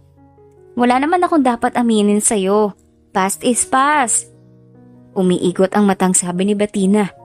Sige po, Sabi ni Alexus at kinindatan siya. Nagmamaktol na lumabas ng kwarto si Bettina. Madaldal kasi itong si Alex. Hindi nga niya binanggit sa anak para wala itong alam. Sinabi pa talaga. Paglabas niya ng kwarto ay dumiretso siya sa kusina at nakita niya si Alex na nagluluto ng hapunan nila. Uy, anong ginagawa mo dyan? Tanong ni Bettina. Nagluluto ng hapunan natin. Nakangiting sagot ni Alex. Natigilan si Bettina nang mapatitig siya kay Alex. Hindi niya alam kung bakit gano'n na lang ang koneksyon nilang dalawa. Naging komportable na siya ngayon sa lalaki kahit hindi maganda ang hiwalayan nilang dalawa. Ako na lang dyan, Alex. Magbihis ka na doon dahil kanina pa basa ang damit mo. Sabi ni Bettina. Tatapusin ko na lang to. Sagot ni Alex at nagpatuloy sa ginagawa. Nagpupumili talaga si Bettina kaya lumapit siya kay Alex at akmang aagawin rito ang hawak nitong sandok. Pero iniwas ng lalaki kaya nakulong siya sa mga braso nito. Nasa unahan siya at si Alex naman ay nasa kanyang likuran. Kahit pawisan nito ay ang pango pa rin. Naging awkward ang posisyon nilang dalawa dahil sobrang nagkadikit sa isa't isa. Kumusta ka na, Bettina? Tanong ni Alex. Nakikita mo namang okay lang ako. Sagot na Bettina. Kumakabog ang dibdib niya ngayon na para bang nabibingi siya sa sobrang pagtibok. Hindi naman dapat ganito ang nararamdaman niya sa lalaki. Bumabalik ba ang pagmamahal niya para sa lalaki? I mean, kumusta ang buhay na walang love life? Hindi ka ba nalulungkot? Bakit hindi ka nag-asawa? Ayaw mo bang magkaroon ng katuwang sa paghahanap buhay? Napakaganda ng feelings kapag may kayakap sa gabi. Tanong ni Alex at hinigpitan ng yakap sa kanya at nagtatayuan ang lahat ng balahibo niya sa katawan dahil sa paghalik ng lalaki sa balikat niya. Wala pa sa plano ko ang pag-aasawa, Alex. Hindi naman importante sa akin ang lahat ng binanggit mo. Mahirap maghanap ng lalaking matino. Sagot ni Bettina. Maganda ka na. Magapunan na tayo. Sabi ni Alex at binitawan siya. Napabuntong hininga naman si Bettina. Para yatang tinamaan si Alex sa sinabi niya. Sa mga sumunod na araw ay nagtaka si Bettina kung bakit sobrang seryoso ni Alex na nakaupo sa kawayang upuan sa may sala. Napapansin niyang nasa iisang bahay lang sila pero parang ayaw siya nitong kausapin. Galit yata ito sa kanya na para bang iniisip nito na pinaparinggan niya tungkol sa lalaking hindi matino. Dumiretso na sana siya sa kanyang kwarto nang hawakan nito ang kamay niya at inaya siyang maupo. Umupo naman agad si Bettina at nagtaka siya kung bakit may iniabot itong brown envelope sa kanya. Sumenyas ito na buksan niya at binasa ang nakasaad sa dokumento. Deed of sale ng house and lot pati na rin ang building na nabili nito para gawing grocery store. Hindi makapaniwala si Bettina na nabigyan siya ni Alex ng property. Kung tutuusin, kontento na siya sa kung ano ang meron siya ngayon. Pero sabi ng lalaki ay mag-resign na siya sa trabaho at magtitinda na lang. Nagdadalawang isip siya na tanggapin pero ipinilit ng lalaki. Pumayag na lang si Bettina para matapos sila pero ang building na lang ang kinuha niya. Pero hindi kasama ang house and lot. May bahay naman siya kaya okay lang na mag-isa lang naman siyang titira. Samantalang si Alex naman ay umalis ng bahay pagkatapos niyang maibigay kay Bettina ang regalo niya. Hindi na niya ipinipilit sa babae ang house and lot dahil naasar siya rito. Ewan ba niya? Hindi naman siya maapektuhan ng ganito kung bakit hindi niya mahal ang babae. Sinabi kasi nitong mahirap maghanap ng lalaking matino, parang pinapatamaan siya dahil sa panloloko niya rito dati. Tinawagan niya si Anton at magkita sila ngayon sa beer house para mag-inuman. Gusto niyang magpakalasing dahil sobrang bigat ng kanyang nararamdaman. Paano niya masasabi sa babae ang feelings niya kung hindi ito makamove on sa nagawa niya? Nagbago naman na kasi siya at hindi na niya ito gagawin ngayon kay Bettina. Hindi ba tinanggap ni Bettina ang binigay mo kaya ka bad mood ngayon? Tanong ni Anton nang mag-umpisa silang mag-inuman. Tinanggap naman. Sagot ni Alex. Mabuti. Pero bakit gusto mong magpakalasing? Tanong ni Anton. Mahal ko pa rin siya pare. Pero parang hindi pa niya ako mapapatawad. Naiiling na sagot ni Alex. Hindi naman madaling magpatawad kung minahal ka ng sobra ng tao pare. Kaya at some point intindihin mo naman siya. Pero kung talagang mahal mo siya at totoong nararamdaman mo, ay suyuin mo siya. Ligawan mo hanggang sa bumigay at tanggapin ang pagmamahal mo.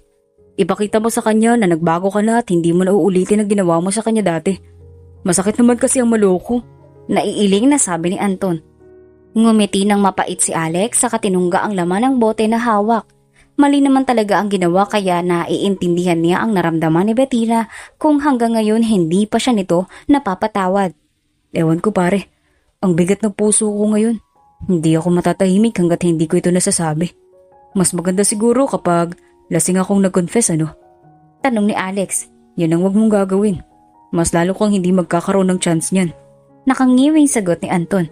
Hindi ko kasi alam kung anong unang gagawin. Sabi ni Alex. Mag-research ka. Maraming paraan ang ibibigay sa'yo ni Google. Napapahalakhak na sabi ni Anton. Tumango naman si Alex. Sa kabilang banda naman ay nagtataka si Bettina na 2 buwan na ang lumipas pero hindi na nagpapakita si Alex sa bahay niya. Siguro naging busy lang sa trabaho ang lalaki. Lately ay hinahanap-hanap niya ang presensya ng lalaki. Nakakamiss na makasama ito sa paglalaba at pagsasampay tsaka ang pagluluto nito. Hindi naman nabanggit ni Alexus kung nasaan ang papa nito. Si Bettina naman ay matagal nang nag-resign sa trabaho at nag-focus na lang siya sa pagnenegosyo. Okay naman ang kita niya kahit papaano kaya masaya na siya. Pero at the same time ay malungkot ang kanyang puso. Minsan ay nasa labas siya ng bahay at nag-aabang sa pagdating ni Alex pero ni anino nito ay hindi nagpapakita sa kanya.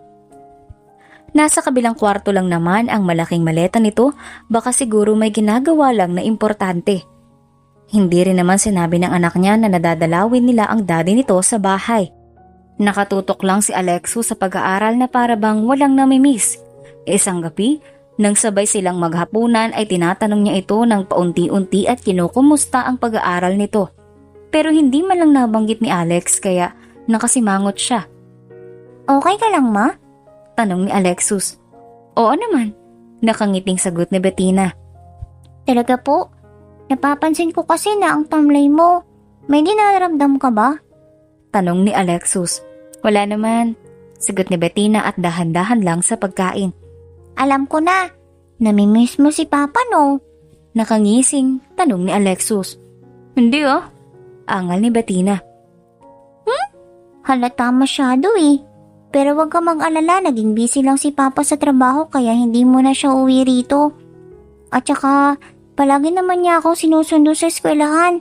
Kung wala siya ay si Tito Anton ang pupunta. At saka nakikita ko okay naman si Papa. Sabi ni Alexus at kinindatan siya. Napailing sa Bettina. Hindi pa niya na-meet ng personal si Anton at nakakausap at sa nakikita niya mabait naman ang lalaki. Kinabukasan ay walang ganang bumangon sa Bettina. Sobrang bigat ng kanyang pakiramdam. Pero pinipilit niya ang sarili na gumalaw dahil may obligasyon siya. Nakakahiya naman kay Alex kung hindi niya aalagaan ang binigay nitong pangkabuhayan. 8:00 na siya nagising at pagpasok niya sa kusina ay may pagkain ang nakahanda para sa kanya. Pumasok na yata sa paaralan ng anak niya dahil hindi na niya ito nakita sa buong bahay. Pagkatapos niyang maligo at magbihis ay agad siyang umalis ng bahay. Hindi na siya nag-abala pang maghanap ng masasakyan dahil gusto niyang lakarin na lang ang papunta sa tindahan niya. Pagdating niya ay agad siyang nagbukas dahil sayang ang oras sa mataas ng sikat ng araw. Magandang pwesto na nabili ni Alex dahil madadaanan ng mga tao kaya makakarami siya ng benta araw-araw. Bandang hapon ay naglalakad na naman siya pauwi. Parang gusto niyang pahirapan ang kanyang sarili para sa ganitong paraan ay makakalimutan niya ang nararamdaman kay Alex. Maya-maya lang ay nakarinig siya ng busina ng sasakyan mula sa kanyang likuran pero hindi niya ito pinansin dahil baka napadaan lang. Pero hindi tumigil ang pagbusina kaya lumingon na siya. At nakita niya si Anton na kumakaway habang nakangiti sa may nakabukas na bintana ng kotse. Lumapit ito sa kanya at nag-usap silang dalawa na parang magkaibigan na talaga. Nagpresenta itong ihatid siya pero kumain daw muna sila bago umuwi. Pumayag naman si Bettina dahil kaibigan naman ito ni Alex. Samantalang si Alex naman ay naging busy-bisihan sa buhay ng 2 buwan. Sinadya niya talagang huwag umuwi sa bahay ni Bettina dahil may gusto siyang patunayan sa sariling siya lang ang nakakaalam. Gusto niyang makasigurado na totoo ang kanyang nararamdamang pagmamahal kay Bettina. At tama nga siya. Imbes na suyuin niya ang babae, sa 2 buwan na lumipas ay mas pinili niyang wag muna itong lapitan. Isang umaga, nasa opisina siya. Nakatunganga lang. Tinignan niya ang kanyang cellphone nang bigla itong tumunog. Nakita niyang may pinasang litrato si Anton sa kanya kaya dali-dali niya itong binuksan at tiningnan. Nanliit ang mga mata ni Alex na nakatunghay sa litrato ni Anton at Bettina na magkasama. Biglang nakaramdam ng inis si Alex sa kaibigan dahil hindi pa nga niya naimbita si Bettina na kumain sa labas ay naunahan pa talaga siya nito. Kaya tumayo si Alex at isinilid sa bulsa ang pantalon ng cellphone niya. Tsaka lumabas ng kanyang opisina. Nagmamadali siyang nagmaneho papunta sa tindahan ni Bettina pero nakita niyang busy ito at maraming customer kaya nauna na siyang umuwi sa bahay ng babae. Bandang hapon ay nakita na niyang papalapit sa bahay si Bettina kaya agad na siyang tumayo malapit sa pintuan. Si Alexus naman ay nasa kwartong natutulog dahil maraming ginagawa sa school. Nang papasok na ang babae ay agad niya itong hinila at saka niyakap ng mahigpit. "Ginunot mo naman ako, Alex," natatawang sabi ni Bettina tsaka tinapik ang kanyang balikat habang yakap niya ito. I miss you. Sagot ni Alex. "Talaga ba? Sobrang busy mo kasi," nakangiting sabi ni Bettina at pumasok sa kusina. Sumunod naman agad si Alex sa babae. Nakita niyang parang magsasaing ito kaya siya na ang nagpresentang gumawa. Hindi naman kasi siya pagod kumpara kay Bettina na buong araw na nakatayo. Sorry, maraming ginagawa sa opisina. Sagot ni Alex. Hindi naman pwedeng tahasan niyang sabihin kay Bettina na iniiwasan niya to. Ayaw niyang magtanong ito kung bakit saka ayaw din niyang mag-explain. "Okay lang, wala ka namang obligasyon sa akin," nakangiting sabi ni Bettina. Paano yan? Gusto ko magkaroon ng obligasyon sa'yo. Tanong ni Alex. "Talaga? Seryoso ka na ba? Baka mamaya magloloko ka na naman." Nakangising sagot ni Bettina. Pero hindi natawa si Alex. Hindi niya maintindihan kung bakit palaging paulit-ulit na binabanggit ni Bettina ang pagkakamali niya noon. Wala na ba siyang karapatang magbago?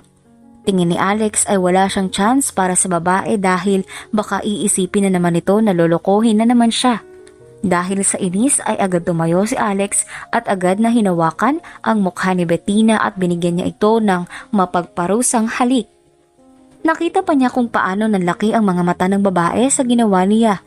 Wala siyang pakialam kung basa ang kamay basta magawa lang niya ang gusto niyang gawin kay Bettina ngayon. Hindi naman nagprotesta ang babae kaya nilaliman niya ang halik na iyon. Binitawan lang niya ang labi nito nang ma-realize niyang magsasaing pa pala siya. Nagbago na ako, Bettina. Kaya, hindi mo na kailangan ulit-ulitin ang ipamukha sa akin ang nagawa kong pagkakamali. Sabi ni Alex. Hindi nakaimik si Bettina. Tumalikod ito sa gawin niya at hindi nagsasalita. Nagsaing na si Alex at hindi na din kinakausap si Bettina pa. Ako na magbabantay niyan, Alex. Lumabas ka na rito. Utos ni Bettina. Napabuntong hininga na lang si Alex sa kanilapitan si Bettina. Niyakap niya ito habang nakatalikod. Hindi ko ihihingi ng tawad ang paghalik ko sa iyo, Bettina. Siya nga pala, saan kayo nagpunta ni Anton? Bakit magkasama kayong dalawa? Ilang beses na kayo lumabas? Tanong ni Alex. Pati kaibigan mo, pag-iisipan mo ng masama. Pero ano bang pakialam mo? Total, pareho naman kaming single na dalawa. Sagot ni Bettina na nagpainis lalo kay Alex. So may plano ka talaga gawing boyfriend si Anton? Tanong ni Alex at hinigpitan ng yakap niya sa babae. Bakit hindi? Okay naman siya at hindi manloloko. Sagot ni Bettina. Nagpuntig ang tenga ni Alex sa sinabi ni Bettina. Parang balak niya itong sirain ang araw niya, tingin niya sinadya talaga nitong galitin siya. Kaya agad niya itong binuhat na walang pasabi saka ipinasok sa inuukupahang kwarto niya. Nilak muna ni Alex ang pinto para hindi makapasok ang anak niya. Napapalunok pa si Bettina habang nakatingin sa kanya pero wala siyang pakialam. Kaya siniil niya agad ng halik nang magkatitigan silang dalawa. Hindi naman nagprotesta ang babae kaya nagpatuloy siya sa ginagawa. Bumaba ang halik ni Alex sa leeg ni Bettina at dahan-dahan silang napahiga sa kutsyon. Nilamon na siya ng nararamdaman niya para sa babae kaya handa na siya kung ano at saan sila hahantong sa ginagawa nila ngayon. Pananagutan naman niya si Bettina dahil mahal na mahal niya ito. Huminto si Alex sa paghalik kay Bettina at nagkatitigan silang dalawa at nararamdaman niyang kabado din ito gaya niya. Pero ang kamay ni Alex ay humahaplo sa leeg ng babae hanggang bumaba ito sa puso at dahan-dahan niyang hinumad ang damit. Mabuti na lang hindi pa nakabukas ang ilaw kaya hindi maliwanag ang buong kwarto pero kitang-kita niya ang itsura nilang dalawa. Pagkatapos ay dali-daling hinubad ni Alex ang kanyang damit at pumaibabaw kay Bettina. Nararamdaman niya na nagpang-abot ang init ng katawan nilang dalawa nang maglapat ang kanilang mga katawan. Maya-maya lang ay bumalik si Alex sa paghalik kay Bettina at ang kanyang mga kamay ay humahaplo sa bawat parte ng kahubdan nito. Tinatamasa ng labi niya ang leeg ni Bettina, dibdib at bumaba sa tiyan hanggang sa umabot sa mga paa nito ng paulit-ulit. Hanggang sa buong pusong inangkin ni Alex sa Bettina at ganon din ito. Buong pagmamahal din itong ibinigay ang sarili sa kanya. At hayaan na parehong tupukin ng apoy ang nagiinit nilang damdamin. Makalipas ang 1 oras ay nagpupunas ng pawis si Alex at tumabi kay Bettina na tahimik lang na nakahiga. Tinignan niya ng malapitan ang mukha ng babae at hinihintay niya ang sasabihin nito sa kanya pero hindi umiimik. Napansin niyang dahan-dahang bumangon si Bettina at pinulot isa-isa ang damit na nagkalat sa sahig saka inisinuot. Tsaka lumabas ito sa kwarto nang walang paalam kaya naiiling na lang si Alex. Pagkatapos nilang gumawa ng ganun ay ito naman sila na para bang magkakatampuhan pa. Samantalang si Bettina naman ay napatampal sa kanyang noo habang pinoproseso niya ang nangyari sa kanilang dalawa ni Alex kanina lang. Nadala siya sa kanyang pagmamahal para sa lalaki kaya hindi siya humindi at umiwas. Namumula siya sa hiya dahil may araw pa sila gumawa ng milagro. Pagpasok niya ng kusina ay ang nakakunot na noo ni Alexus ang nadatnan niya. Hinanap pala siya ng anak at akala nito nasa syudad. Pati daw si Alex ay wala din.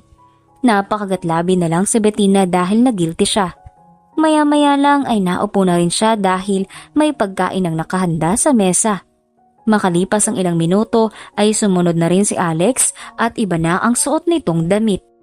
Nang magtama ang kanilang paningin ay ngumisi ito tsaka kinindatan siya kaya bigla siyang yumuko at kumuha ng pagkain. Nakita niyang bago ito naupo at hinalikan muna ang pisngi ng anak at hindi niya namalayang nakalapit na pala sa kanya kaya siya binigyan ng mabilisang halik sa labi. Napubuntong hininga si Bettina. Hindi na talaga niya maiiwasan ng lalaking ito dahil kusa siyang ipinagkanulo ng kanyang sarili. Kinabukasan ay mataas na ang sikat ng araw nang magising si Bettina. Sobrang sakit ng kanyang buong katawan para bang nakipagsuntukan siya kahapon. Nang maalala niya ang ginawa nila ay sobra siyang nahihiya. Ngayon lang niya napagtanto na napaka-easy to get talaga niya. Dahan-dahan siyang bumangon at itinali ang kanyang buhok. Lumabas na agad siya ng kwarto nang makita niyang maayos na ang kanyang mukha. Humihika pa si Bettina habang papasok sa kusina pero natigilan siya nang maamoy ang mabangong ulam at sinangag na kanin. Wala siyang nakitang tao sa kusina kaya hindi niya alam kung sino ang nagluluto. Si Alex ba o si Alexus? Nang makaramdam siya ng tawag ng kalikasan ay agad siyang pumasok sa CR at umihi. Paglabas niya ay nagsalubong ang kanyang mga kilay nang mapansin si Alex na nakangiti habang may bitbit itong bouquet habang nakasandig sa hamba ng pinto. Flowers for you, Bettina. Kasing ganda at kasing bango mo, ang mga ito. Nakangiting sabi ni Alex. Napaatras ng konti si Bettina dahil lumalapit sa kanya si Alex at inabot ang dala nito. Hinanda niya ang sarili baka halikan na naman siya nito at hindi pa siya nagtututbrush. Para saan to? Bayad ka sa napakagandang performance kagabi? Pasaring na tanong ni Bettina. Hindi. Yan ang magiging paraan ko para ipakita sa'yo ang nararamdaman ko. Uumpisan ko na ang panliligaw sa'yo, Bettina. Gusto kong iparamdam sa'yo na totoo ang pinapakita ko. At gusto ko lang malaman mo na hindi ako naghahabol sa kung ano ang may bibigay mo. Sagot ni Alex. Okay, baala ka. Nagkibit balikat na sabi ni Bettina. Pero sa kaila-ilaliman ng kanyang puso ay kinikilig siya. Kahit nandun pa rin ang takot na baka masaktan na naman siya. Nasa kanya pa rin ang desisyon kung sasagutin niya o hindi si Alex. Salamat. Halika, maupo na tayo. Nakangiting sabi ni Alex at inakay siya palapit sa mesa. Ikaw ang nagluto nito? Tanong ni Bettina. Pasimpleng tumingin siya sa mukha ni Alex habang nilalagyan siya ng pagkain sa plato niya. Sobrang seryoso ang bukas ng mukha nito at pinangangatawan talaga ang panliligaw sa kanya. Oo, gumising ako ng maaga para maihanda ang agahan at maasikaso si Alexus. Nakangiting sagot ni Alex. Makalipas ang isang araw ay nasa tindahan na siya dahil hinatid siya ni Alex bago ito pumasok sa trabaho. Pagbukas pa lang niya ay ang dami ng pumasok na customer. Mabuti na lang may kasama si Lilet na papasok bilang tindera kaya hindi siya nahihirapan ngayon. Bandang hapon ay tumayo si Bettina dahil sobrang sakit na ng kanyang baywang kaya nagpalit silang dalawa ni Lilet. Ito ang naging cashier at silang dalawa ni Bia ang naglalagay sa loob ng plastic pagkatapos mapunch ni Lilet. Maya-maya lang ay nagtaka siya kung bakit pumunta si Alex sa tindahan kasama si Alexus. Lumapit sa kanya si Alexus at nagmano sa bayakap sa kanya. Anong ginagawa niyo ditong dalawa? Tanong ni Bettina. Mag-dinner daw tayo mamaya sa labas, ma. Si Papa daw ang taya. Sagot ni Alexus na halatang masaya. Sige, hantayin niyo na lang ako sa labas dahil marami pa akong aasikasuing customer. Sabi ni Bettina at hinaplos ang buhok ng anak. Nang tiningnan siya ni Alex ay nakangiti lang ito at hindi naman nagsasalita pero kung makatitig sa kanya ay parang wala nang bukas. Nang magsara sila bandang 6:00 ng gabi ay si Alex na ang nagbaba ng roll-up at naglock nito. Ipinagbukas siya nito ng pinto at hinawakan pa ang kanyang ulo para hindi siya mauntog pagpasok sa loob ng kotse. Maya-maya lang ay nagmaneho na si Alex papunta sa restaurant na kakainan nila ngayong gabi. Nakaramdam ng hiya si Bettina dahil tinalhan pa siya ng damit ng mag-ama para makapagbihis siya at may kasama pang underwear. Napahawak na lang sa batok sa Bettina dahil hindi na siya nagkaroon ng privacy sa sarili niyang pamamahay. Mag-iinarte pa ba siya kung pati sarili niya ay naibigay na niya? Saan tayo kakain? Tanong ni Bettina. May alam akong pwede nating kainan, ma. Sagot ni Alexus. Saan? Tanong ni Alex. Doon sa tinatawag nilang night market. Iba't ibang pagkain ang ibinibenta nila, may tinitinda ding barbecue. Nakangiting sagot ni Alexus. Sige, doon na lang. Gusto mo din ba doon? Malambing na tanong ni Alex. Oo, tipid na sagot ni Bettina. Tumango naman si Alex at tinanong si Alexus kung saan banda. Pagdating nila doon ay naghanap ang lalaki na pwedeng malagyan ng sasakyan. Naunang bumaba si Alex at pinagbuksan siya ng pinto saka inakay palabas ng kotse. Sumobra na yata sa pagiging sweet ngayon si Alex at sumunod naman si Alexus at naunang naghanap ng pwede nilang maupuan. Nang makahanap sila ng bakante, kahit madaming customer ay naupo sila agad bago sila maunahan ng iba. Nagutom si Bettina sa mga barbecue na nakasalang pa sa apoy. Gabi na kasi kaya kumakalam na ang sikmura niya at hindi na mapigilan dahil gutom na talaga siya. 2 buwan ang nakalipas ay patuloy pa rin ang panliligaw ni Alex kay Bettina. At nakikita naman ni Bettina na napapatunayan na totoo ang nararamdaman ni Alex sa kanya kaya hindi na niya dapat pinapatagal ito. Plano na niyang sagutin ng lalaki kapag nagkaroon sila ng free time pareho. Isang umaga ay nagising si Bettina na sobrang sama ng kanyang pakiramdam. Sumakit ang tiyan pati na ang kanyang ulo. Sinubukan niyang bumangon pero umiikot ang kanyang paningin. Nang naramdaman niyang parang nasusuka siya ay dali-dali siyang bumangon at lumabas ng kwarto para tumakbo papuntang kusina. Sumuka siya ng sumuka pero laway lang lahat ang kanyang nailalabas sa sobrang pait. Biglang sinalakay ang kaba sa puso ni Bettina. At naisip niya na 2 buwan na pala siyang hindi dinadatnan ng buwanang dalaw saka may nangyari sa kanila ni Alex. Nang mahimasmasan si Bettina ay agad siyang naligo tsaka pumasok ng tindahan. Nasa eskwelahan na siguro si Alexus dahil hindi siya nito nakita sa kanilang kwarto na nakatabi sa papa nito. Nagbukas muna siya ng tindahan at iniwan ng 2 tindera niya dahil papunta siyang butika ngayon upang bumili ng pregnancy test. Handa naman siyang mag-alaga ng bata kung sakali dahil malaki naman na si Alexus. Okay lang kung buntis nga siya. Umaasa siya na sana magiging masaya si Alex sa ibabalita niya. Bumili siya ng 5 piraso para naman makasigurado talaga siya. Umuwi agad siya ng bahay at hindi na pumasok sa tindahan. Mag-isa lang siya kaya agad siyang pumasok sa CR at pinataka ng ihi ang 5 pregnancy test sa kabit-bit na lumabas siya at naupo sa may upuan. At 2 pulang linya ang resulta lahat kaya positive na buntis talaga siya. Ngayon pa lang ay kinakabahan na si Bettina. Pero excited naman siya masyado. Sa kabilang banda naman ay hindi mapakali si Alex. Parang gusto niyang makita si Bettina ngayon. Nakaupo lang siya dito sa loob ng kanyang opisina at wala namang ginagawa. 2 buwan na ang nakalipas sa panliligaw niya kay Bettina pero hindi naman ito nagpapahiwatig na sasagutin siya kaya kinakabahan si Alex. Gusto niyang maging kanya si Bettina at hindi na ito mapunta sa iba. Bandang hapon ay naunang lumabas ng building si Alex.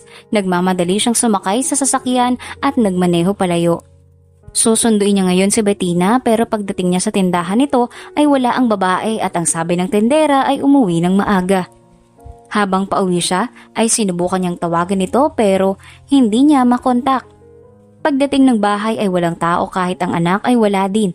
Naghintay pa siya dahil baka may pinuntahan lang pero gumabi na lang ay hindi umuwi ang 2 kaya nagsimula na siyang kabahan. Nang maisip ni si Anton ay agad siyang kinontak ito. Palakad-lakad pa siya sa loob ng bahay habang hinihintay na sagutin ng kaibigan ng tawag niya. Bakit pare? Tanong ni Anton. Alam mo ba kung nasan si Bettina at Alexus? Wala kasi sa bahay eh. Balik tanong ni Alex. Nasa bahay mo. Puntahan mo na lang dun. Doon ako galing kanina. Sagot ni Anton. Bakit? Anong ginagawa nila dun? Tanong ni Alex. Hindi ko alam pare, umuwi ka na lang dun. Sagot ni Anton. Sige, salamat. Sabi ni Alex saka ibinaba ang tawag. Nang maisilid niya ang cellphone sa loob ng kanyang bulsa ay lumabas siya ng bahay pagkatapos mailak ang pinto. Nakakunot naman ang noo ni Alex habang nagmamaneho pa uwi sa bahay niya.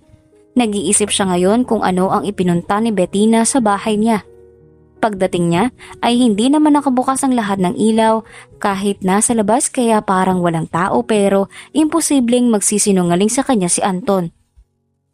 Pumasok na agad siya sa loob ng gate pagkalabas niya ng sasakyan. Dahan-dahan niyang binuksan ang front door dahil sobrang dilim. Pagbukas niya ng ilaw at saka naman sabay na nagsigawan si Bettina at Alexus. Surprise! At nagpaputok ng confetti.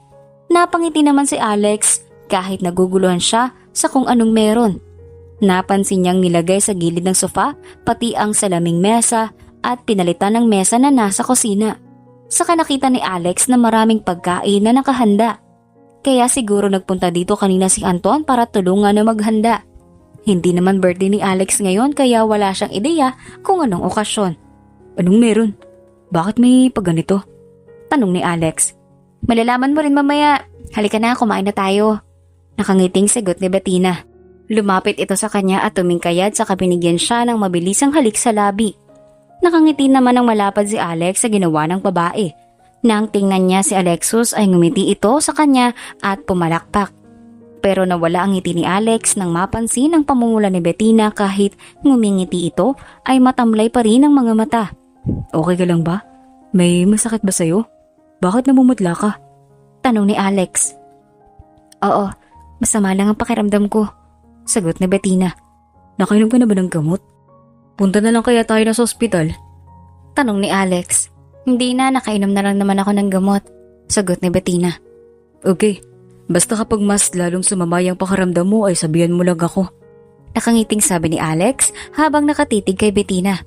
Sige, maupo ka na, kakain na tayo. Sagot ni Bettina. Naupo naman si Alex at nagpang-abot ang kanyang mga kilay nang mapansin ng isang Tupperware na puno ng slice na mangga. Nangangasim ang mukha ni Alex, may pritong tuyo din sa sausawa na may maraming sili.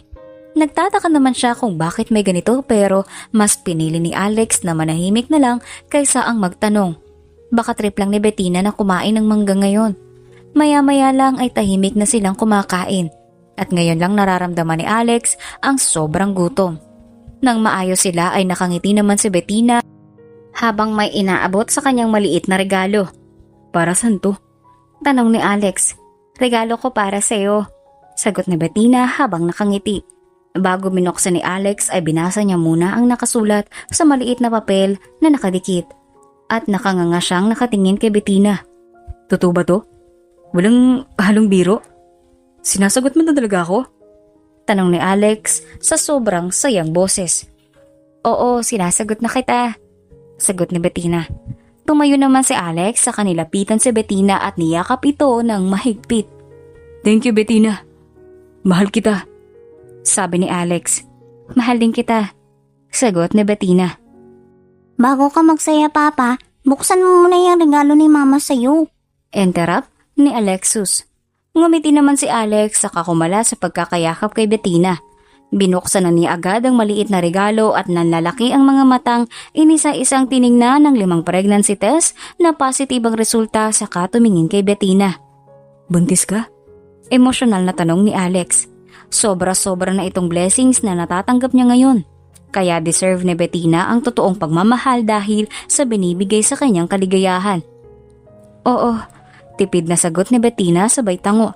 Oh my, yes! Yes! Magiging tatay na ako! Magiging tatay na ulit ako! Sumisigaw na sabi ni Alex habang tumatalon sa tuwa at niyakap si Bettina ng mahigpit tsaka hinalikan sa labi. Yay! Magiging kuya na ako! Sigaw din ni Alexus at yumakap sa kanila. Ngayon alam na niya kung bakit may maraming mangga na nasa Tupperware. Lumuhod naman siya at idinikit ang mga tainga sa tiyan ni Bettina. Pinatayo naman siya ni Bettina dahil hindi pa daw sisipa kahit hindi pa baby.